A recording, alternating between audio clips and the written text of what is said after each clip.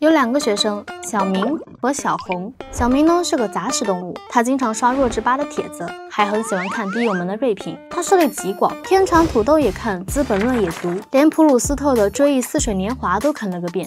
小红呢追求效率，平时喜欢看大 V 们写的1分钟读完经典名著，学习就只背自己做好的读书笔记，其他的一概不看。提问：最终谁有可能会成为大文豪呢？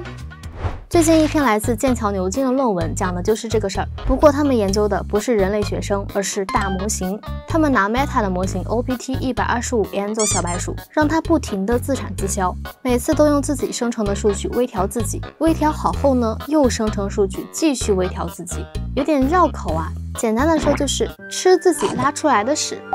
在这样子迭代了9次之后，模型就像是得了失语症一样，开始胡说八道，不仅答非所问，而且会出现奇怪的符号。其实出现这样的结果也并不奇怪，毕竟吃翔这种事儿，不要说9次了，1次都受不了。研究团队把这种现象定义为模型崩溃。不光文本生成模型会崩溃，图像生成模型也一样。如果用 AI 生成的图像来训练 AI， 最后画出来的东西也会越来越诡异。总结一下，如果通过模型合成的数据污染了训练集，那在这个训练集上训练出来的模型就会像近亲繁殖一样越来越弱。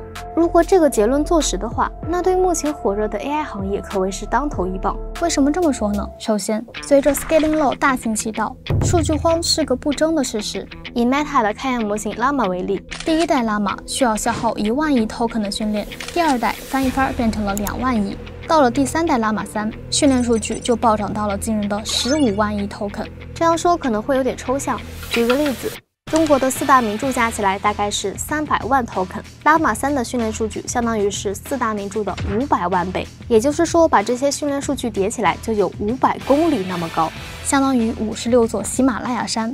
而且 Llama 3只是一个700亿参数的孩子，现在市面上还有很多动辄上千亿参数的模型嗷嗷待哺呢，所以很多公司都寄希望于用 AI 合成的数据来给大模型冲击。那有人就说了，既然左脚踩右脚升天行不通，那我们就老老实实的从网络收集数据，不用 AI 合成的数据不就行了？很遗憾，这样可能也行不通。这2年随着大模型的普及，现在网络上到处都是 AI 生成的内容，文章、评论、图片、音频。Luohan also turned around and headed towards the large road in the north. 甚至是视频都有可能是 AI 生成的。可以说，整个互联网早就被 AI 渗透完了。除了初代那几个大模型有点先发优势，用的都是纯净的人工数据进行训练，后面的模型不可避免的都吃过快餐预制菜了。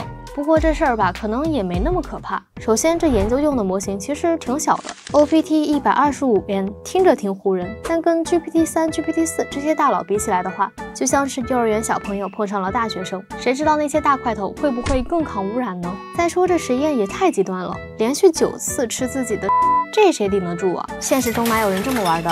大公司训练模型肯定是大鱼大肉混着一块吃，不可能就死磕 AI 生成的内容吧？而且这研究也没考虑到数据筛选这回事儿。那些大公司花大价钱搞 AI， 能随便往模型里面塞垃圾数据吗？肯定是精挑细选的。别忘了，有多少人工就有多少智能。